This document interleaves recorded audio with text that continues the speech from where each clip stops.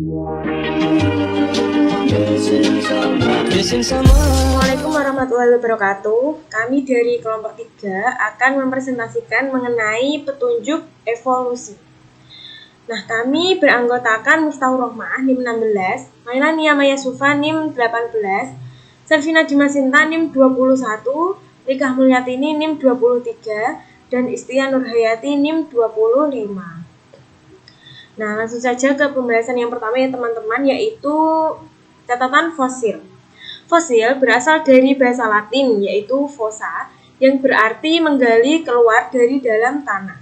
Fosil juga dapat diartikan sebagai sisa-sisa makhluk hidup yang terkubur menjadi batu atau mineral. Jadi, fosil itu merupakan sisa-sisa makhluk hidup yang dulu pernah ada, kemudian terkubur dan atau terpendam, kemudian termineralisasi menjadi batu. Nah, ilmu yang mempelajari tentang fosil adalah paleontologi. Para ahli paleontologi dalam menemukan fosil telah menunjukkan bahwa kehidupan ini telah mengalami perkembangan. Hal ini dibuktikan dengan penemuan fosil pada masa lalu yang memiliki karakteristik spesies, ukuran, dan struktur anatomi yang berbeda dengan karakteristik spesies yang hidup sekarang. Jadi ilmuwan itu menemukan fosil, yang hidup pada masa lalu berbeda dengan fosil yang hidup pada masa sekarang. Nah, perbedaannya bisa terletak pada struktur anatomi maupun morfologinya. Nah, perbedaan inilah yang menjadikan bukti bahwa fosil itu bisa menjadi petunjuk evolusi. Nah, sebagai contoh yang pertama, fosil dijadikan sebagai petunjuk evolusi, yaitu pada fosil dinosaurus. Ya, kita tahu bahwa dinosaurus telah mengalami kepunahan di masa lalu. Hal ini disebabkan karena dinosaurus tidak mampu beradaptasi dengan lingkungannya, sehingga tidak lolos dalam seleksi alam dan akhirnya terjadi kepunahan. Nah, kepunahan dinosaurus ini menjadi bukti bahwa hewan tersebut telah mengalami evolusi. Nah, ini gambarnya ya teman-teman. Ini adalah fosil dinosaurus jenis Titanosaurus yang ditemukan di Argentina pada Januari 2021 lalu. Kemudian contoh yang kedua yaitu pada evolusi ikan paus. Para ilmuwan juga mengemukakan bahwa paus atau cetacea berasal dari mamalia darat. Terdapat hipotesis yang menyebutkan bahwa nenek moyang ikan paus berkaki 4. Nah, para ahli berhasil menggali fosil-fosil ikan paus yang telah punah dan memiliki tungkai belakang. Nah, tungkai belakang ini nantinya lama-lama akan hilang dan digantikan dengan sirip. Nah, ini gambarnya ya teman-teman.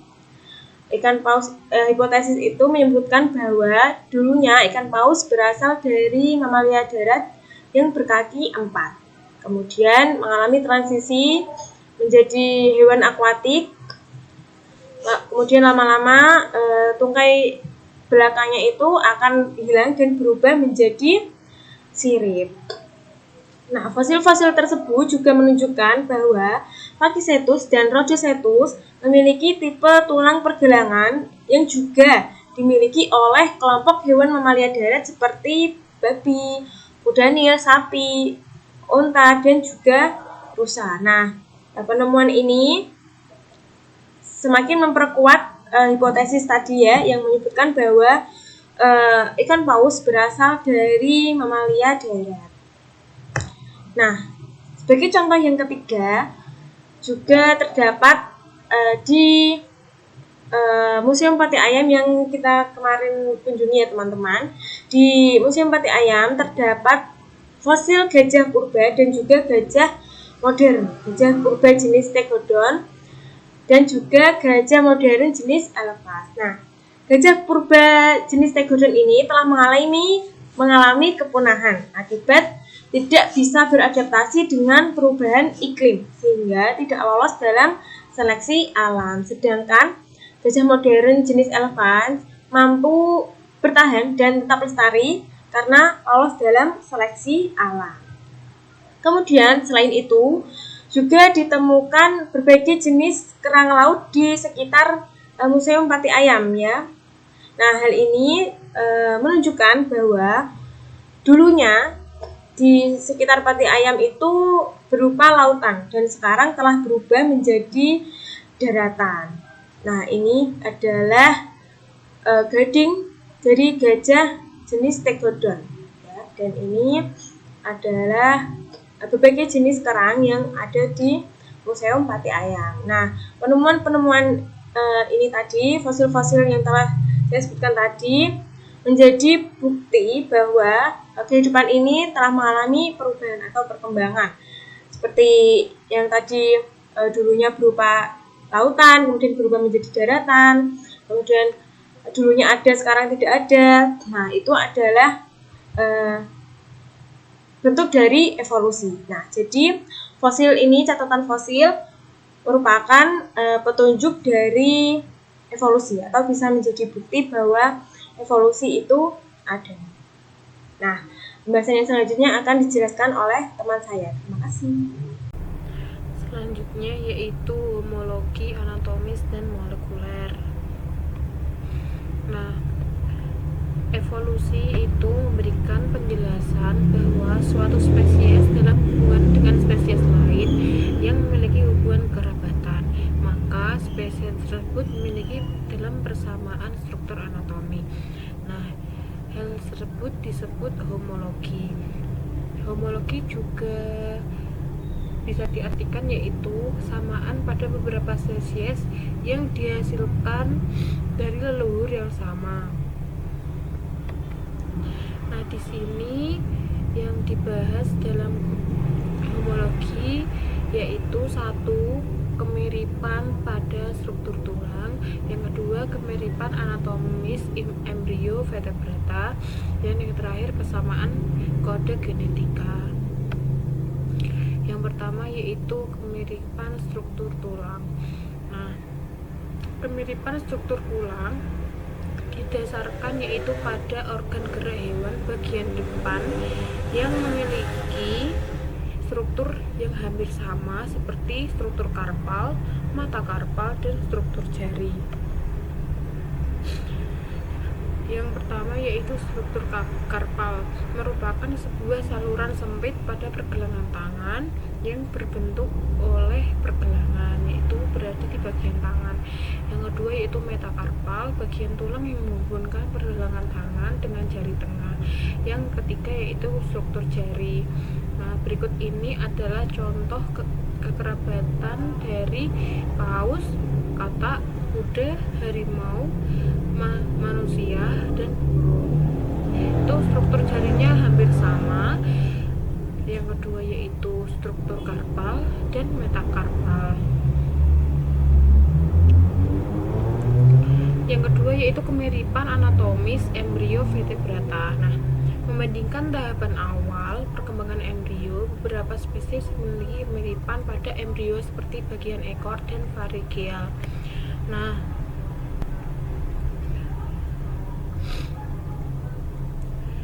petunjuk evolusi juga ditemukan dengan perkembangan sel telur yang dibuahi beberapa organisme, yaitu disebut embrio tadi. Ilmu tentang perkembangan organisme ini disebut embriologi, yaitu membandingkan perkembangan dekat kekerabatannya ketika organisme yang kadang-kadang sulit untuk membedakan tahap awal satu spesies dengan spesies lainnya. Nah, pada awal perkembangannya, ikan menunjukkan perkembangan yang mirip dengan embrio hewan lain dan manusia. Walaupun pada akhirnya bentuk dewasa setiap organisme tersebut menjadi berbeda. Nah, kesamaan embrio pada awal perkembangan merupakan hal yang menunjukkan adanya keluhan nenek moyang pada hewan-hewan tersebut. Adanya kesamaan nenek moyang pada hewan-hewan tersebut. Nah, kesamaan embrio ini sering digunakan untuk petunjuk telaah terjadinya evolusi. Jika dua spesies yang berasal dari nenek moyang yang sama, maka kedua spesies tersebut mungkin masih konten dalam perkembangannya. Nah, pada hewan vertebrata, perkembangan dan pertumbuhan embrio perubahan bentuk yang mirip satu dengan lainnya. Pada perkembangan lebih lanjut, embrio-embrio menunjukkan dengan perbedaannya. Nah, dalam embriologi, perbandingan tersebut hubungan kerabatan pada vertebrata yang ditunjukkan persamaan bentuk zigot perkembangannya yang disebut embrio. Semakin banyak persamaan yang dimiliki oleh embrio, maka semakin dekat hubungan kekerabatannya. Nah, Ernst Haeckel untuk mendukung teori ini yaitu menyantumkan gambar embrio seperti hewan pada ikan, penyu, dan ikan ayam pada manusia, sehingga seolah-olah awal embrio memiliki ruang antara satu dengan lainnya. Nah, ilmuwan lain yang mengkritik diantaranya adalah Michael Richardson, ahli embriologi dari London, bahwa embrio ikan dan penyu tidak memiliki kesamaan sama sekali. Penilaian bahwa Haeckel sebagai penipuan ilmiah yang memperhatinkan. Peneliti lain seperti R. Rutimeyer dari Jerman telah menggunakan gambar cetakan yang sama untuk menggambarkan embrio salamander, anjing, dan ayam. Nah, yang berikut adalah kemiripan anatomis pada ikan dan manusia, yaitu pada pharyngeal dan post-anal tail. Nah, yang terakhir yaitu kesamaan kode genetik. Ahli biologi juga sering bahwa setiap spesies memiliki kode genetik molekuler seperti DNA dan RNA. Kode genetik ini seperti pasangan basa adenin dan timin, guanin, sitosin. Nah, tersebut menunjukkan masing-masing spesies yang memiliki ciri yang universal. Adapun juga menurut ahli evolusi seperti John C. Avis sering menyebutkan bahwa setiap spesies berasal dari gen leluhur yang sama. Oke, sekarang saya Miftah Roma ingin menjelaskan tentang filogeni molekuler serta cara membacanya. Nah, filogeni itu apa sih? Nah, filogeni adalah sejarah evolusi dari suatu spesies ataupun hubungan kekerabatan spesies dengan kelompok spesies yang lain. Bisa dibuka bukunya pada halaman 37, di buku yang kalian beli di Pak Didi ya. Nah, ini contoh dari filogeni molekuler. Nah, itu juga bisa dilihat di bukunya Pak Didi pada halaman 37. Nah, saya mengambil contoh itu pada hewan pemakan daging, yaitu karnivora. Ordonya itu karnivora. Nah, memiliki keluarga yaitu ada 3, Felidae dan Mustelidae dan Canidae. Dan masing-masing itu memiliki genus. Kalau Felidae memiliki genus Panthera. Terus yang Mustelidae memiliki genus Texidae dan Lutra. Yang Canidae ada genusnya Canis. Nah, itu ada genus memiliki spesies yang ada memiliki spesies yang pertama Panthera memiliki spesies Panthera pardus, itu leopard ya, biasanya itu pada spesiesnya ada Taxidae taxus dan ada Lutra. Kalau canisnya ada Canis latran dan Canis lupus.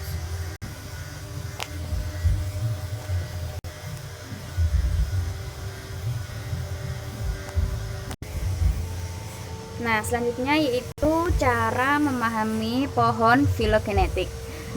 Saya ini mengambil sumber dari bukunya Pak Didi yang berjudul Memahami Petunjuk Evolusi.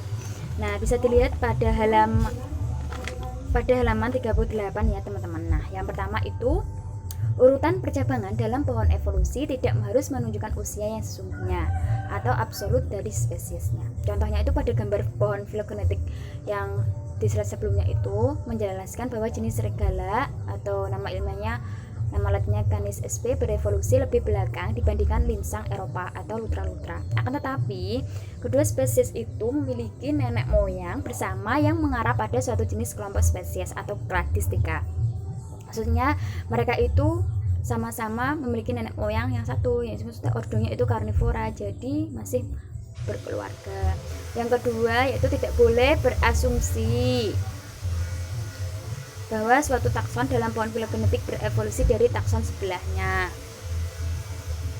yaitu dari serigala Canis lupus mengalami evolusi evolusi jenis serigala. Maksudnya itu kita tidak boleh berasumsi bahwa cabang yang ada di sebelahnya. Kan ada Canis lupus dan Canis latrans. Nah, gitu. Selanjutnya ini ada penjelasan juga, para ahli evolusi itu ketika membuat pohon filogenetik dalam suatu populasi organisme tertentu sangat berhati-hati karena agar tidak salah untuk menyimpulkan. Nah, selain itu juga beberapa ahli molekuler ataupun evolusi menyampaikan secara jujur bahwa dalam beberapa asumsi masih dilakukan penelitian ataupun penyelidikan lebih lanjut. Jadi kita tidak boleh untuk berpatokan itu karena itu penelitiannya masih berlangsung hingga sekarang. Nah, hal itu menegaskan bahwa evolusi bukan sekedar menjelaskan fakta. Akan tetapi proses penelitian secara saintifik itu sedang berlangsung hingga saat ini, hingga sekarang. Nah, penyusunan filogeni jika menggunakan dasar sequencing DNA mitokondria, ada yang menjelaskan bahwa perbandingan molekuler asam nukleat menjadi perbandingan yang penuh tantangan. Kenapa penuh tantangan? Nah, kita simak berikut ini. Jika suatu spesies memiliki kerabatannya dekat, maka sekuen DNA memiliki perbedaan pada satu atau beberapa tempat. Sebaliknya, spesies yang berkerabat jauh memiliki perbedaan yang panjang juga atau yang jauh juga. Nah, saya itu mengambil contoh dari pohon filogenik dari bukunya Pak Didi tentang pohon filogenik yang berbasis sequence DNA mitokondria atau mtDNA dengan perbandingan zebra dan kuda sebagai Enus Equus. Maksudnya ini ya, ini kan nggak ada keterangannya, ordonya siapa, terus mungkin nenek moyangnya siapa kan nggak diketahui. Nah, itu tuh untuk memudahkan. Nah, itu tuh untuk memudahkan sebutan nenek moyang. Untuk mengelompokkan radistika dalam filogeni menjadi upaya untuk memudahkan peneliti dalam mencari hubungan antar spesies dalam satu kelompok seperti gambar di slide sebelumnya. Hal ini juga menjadi alternatif untuk memudahkan sebutan nenek moyang bersama yang cenderung abstrak dan misteri. Nah, tadi kan gambar yang di bukunya Pak Didi kan ordonya kan nggak ada. Nah, itu untuk memudahkan si peneliti gitu. Nah, para peneliti menggunakan klat untuk menyebut kelompok leluhur spesies secara bersama-sama, biasanya menunjuk pada genus, famili, ataupun ordo. Nah, yang ini itu kan kalau menunjukkan DNA tadi kan, ini kan memiliki Nah, jika suatu spesies memiliki kekerabatan yang dekat, maka itu DNA-nya juga memiliki kemiripan gen. Tapi jika spesiesnya berkerabat jauh, walaupun itu dia sama-sama satu spesies, mungkin memiliki perbedaan yang jauh juga. Nah, aku ini mencari sumber dari artikel ya. Ini ada contoh si peneliti itu mencocokkan ada 2 tes, yaitu ada 3 serigala dan ada beberapa anjing. Nah, 3 serigala ini dari kawasan berbeda dicocokkan dengan anjing modern autentik dari berbagai asal daerah juga. Hasilnya ini menunjukkan bahwa beberapa anjing yang berasal dari kawasan yang sama dengan satu dari ketiga serigala yang dites menunjukkan kemiripan gen. Nah, ini tuh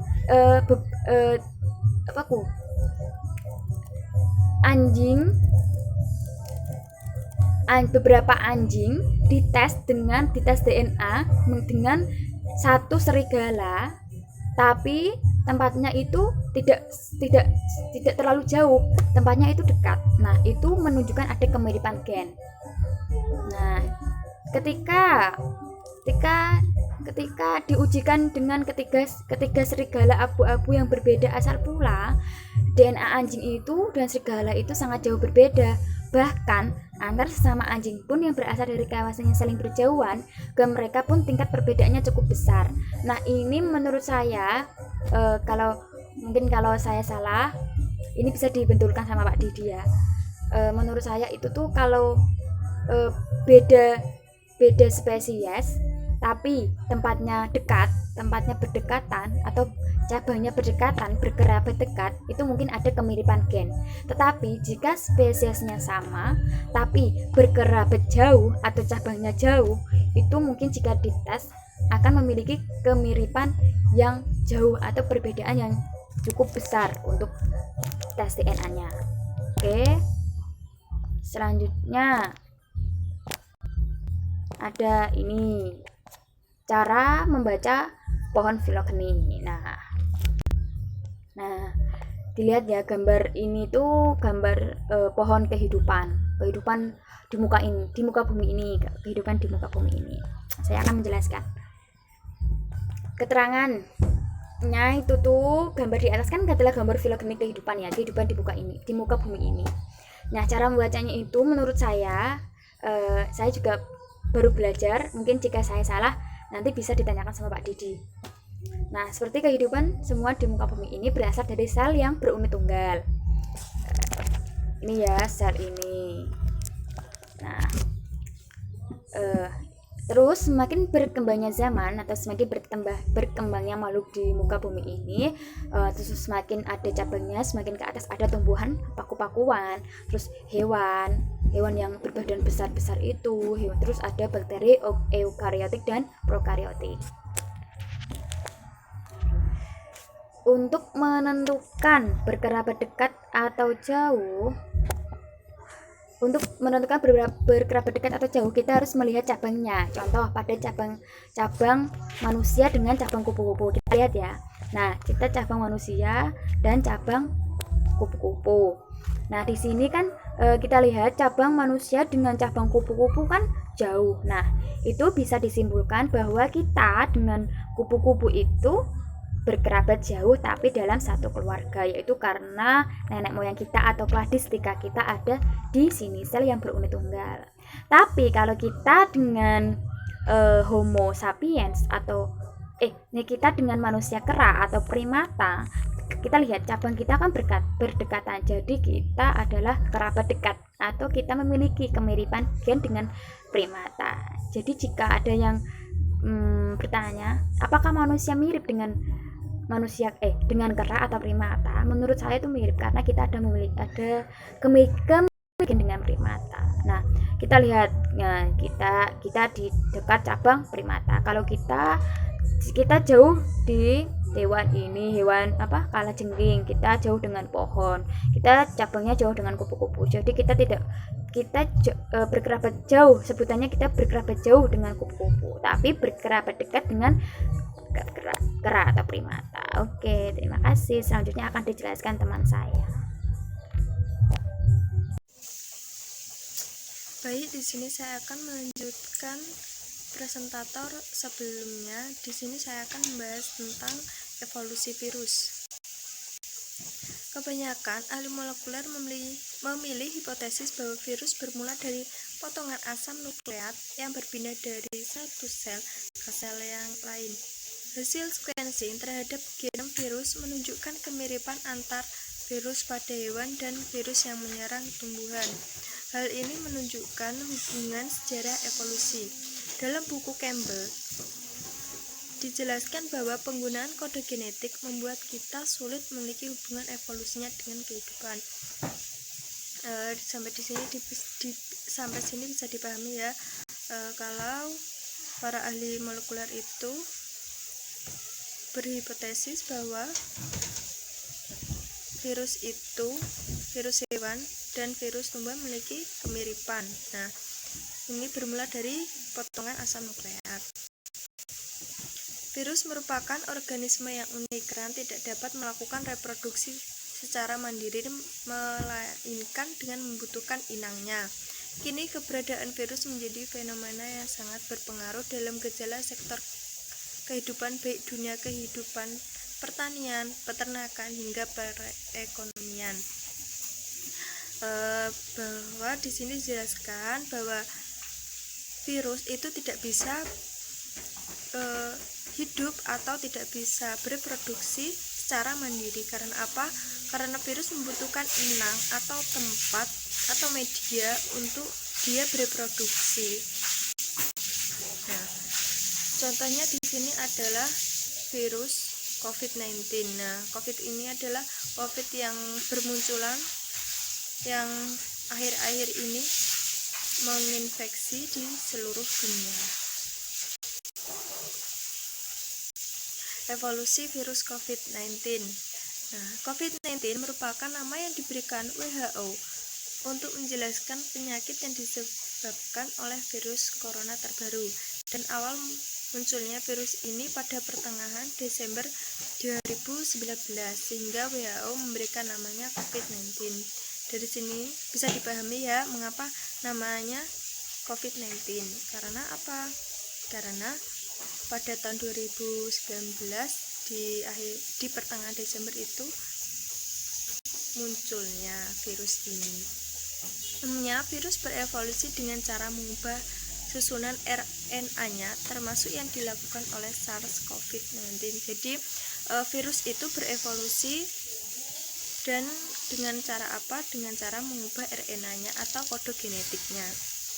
SARS-CoV-2 atau biasanya kita sebut dengan COVID-19 memiliki genom atau total RNA kurang lebih 30.000 basa nukleotida. Sekelompok ilmuwan internasional termasuk peneliti dari Institut Virologi yang ada di Wuhan telah berhasil menganalisis semua virus corona yang ada pada kelelawar Cina. Ilmuwan menemukan bukti genetik virus itu berasal dari kelelawar, khususnya dari tapal kuda. Jadi di Wuhan para peneliti itu meneliti asal dari virus ini. Nah, ternyata dari kelelawar. Nah, untuk kelelawarnya ini dari spesies tapal kuda. Spesies tapal kuda ya. Kelelawar ini dianggap sebagai inang karena limpahan penyakit yang cukup banyak.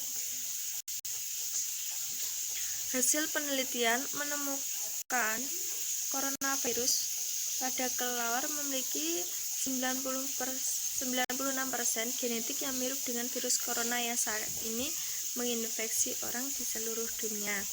Namun, virus corona bukan infeksi langsung dari kelelawar, melainkan dari spesies lain. Jadi,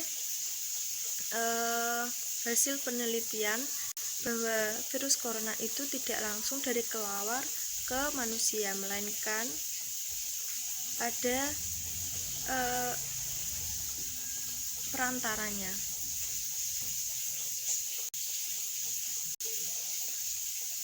Hasil penelitian tersebut mengindikasi orang seluruh dunia. Namun virus corona ini bukan infeksi langsung dari kelelawar ya. Hasil penelitian tersebut mengindikasi bahwa virus COVID yang ada sekarang memiliki kekerabatan dengan coronavirus yang menginfeksi sekarang. Dari sini bisa dipahami ya, coronavirus itu memiliki hubungan kekerabatan dengan COVID-19. Yang sudah kita tahu bahwa coronavirus, MERS, dan SARS itu dalam satu kekeluargaan. Dan COVID-19 ini adalah yang terbaru. Nah, indikator lain yang mudah dikenali bahwa virus telah mengalami evolusi yaitu virus memiliki kemampuan resisten. Nah, maksudnya apa? Maksudnya adalah virus itu tidak bisa dimusnahkan, akan tetapi bisa dikendalikan dengan apa? Dengan antibiotik. Nah, misalnya ini adalah pada virus HIV. Nah, kita tahu bahwa virus HIV itu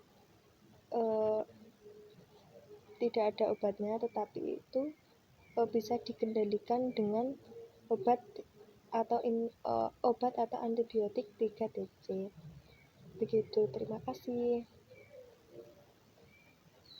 Assalamualaikum warahmatullahi wabarakatuh. Halo, perkenalkan nama saya Istianur Hayati, NIM 25 dari Kadis Biologi A. Di sini saya akan menjelaskan mengenai seleksi alam pada ikan kuping atau Poecilia reticula. Selamat menyimak ya. ikan gupi yang hidupnya di hulu itu kan warnanya lebih mencolok. Sebagian besar itu ada yang berwarna biru, bercahaya, dan mudah terlihat. Berbeda dengan yang hidup di dasar. Kayak yang di dasar itu kan ikan gupinya cenderung lebih hitam, suram, gelap, dan tidak berwarna. Sama seperti kerikil gitu.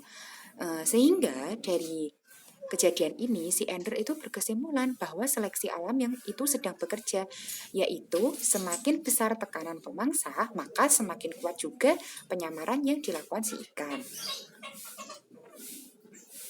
Selanjutnya yaitu penelitian terhadap seleksi alam yang terjadi pada ikan gupi atau Poecilia reticulata.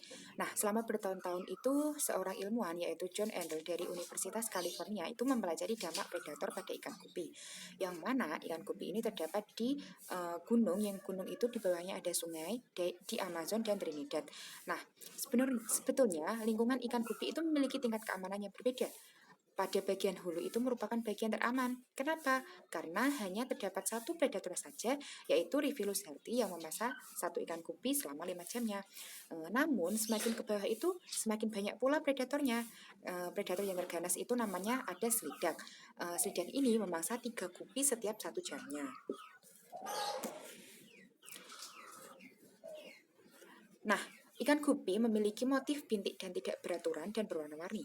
Meskipun tidak memiliki bintik yang tidak beraturan, tetapi terdapat suatu keteraturan tertentu. Apa itu? Yaitu, apabila semakin banyak pemangsa di suatu sungai, maka bintik ikan gupi itu semakin kecil dan warnanya semakin samar. Begitu juga sebaliknya, semakin sedikit musuh yang terdapat di sekelilingnya, maka semakin besar dan terang bintiknya. Karena kalau suram itu kan si musuh nggak tahu kalau itu ikan, dikiranya itu kerikil. Jadi semakin nggak ada musuh itu, maka bintiknya itu semakin besar gitu. Bisa dipahami ya? Nah, saya ada pertanyaan nih. Mengapa ikan gupi itu harus berwarna-warni? Kenapa kok tidak usah mempunyai warna sama sekali saja? Kan kalau ikan gupi tidak mempunyai warna sama sekali itu tidak akan dikejar predator. Ayo, kenapa? Ada yang tahu jawabannya? Mari kita simak penjelasan berikut ini. Nah, jadi ikan gupi betina itu ternyata lebih tertarik dengan jantan yang berwarna cerah dan berwarna-warni dibanding dengan jantan yang berwarna suram atau gelap. Nah, apabila gupi jantan itu tidak menarik sama sekali, maka si betina itu juga tidak akan tertarik berpasangan dan bereproduksi. Dengan demikian, bintik ikan gupi juga dibentuk oleh seleksi seksual. Jadi jawabannya seperti itu. Nah, pada bagian hulu, ikan gupi yang bermotif mencolok itu lebih banyak. Kenapa? Karena mereka memiliki cukup waktu untuk berkembang biak sebelum dimakan pemangsa. Berbeda dengan yang hidup di dasar sungai, ikan gupi yang mencolok itu segera dimangsa sebelum sempat bereproduksi, sehingga jumlahnya itu dikalahkan dengan yang bermotif lebih suram atau lebih samar. Nah, jadi dari hasil penelitian yang dilakukan oleh Ender pada ikan gupi itu memiliki kesesuaian loh dengan gagasannya si Darwin, yaitu evolusi pada organisme yang terjadi salah satunya itu disebabkan adanya seleksi alam gitu. Sampai sini dapat dipahami ya teman-teman. Jika masih ada yang belum dipahami, silahkan bertanya ya.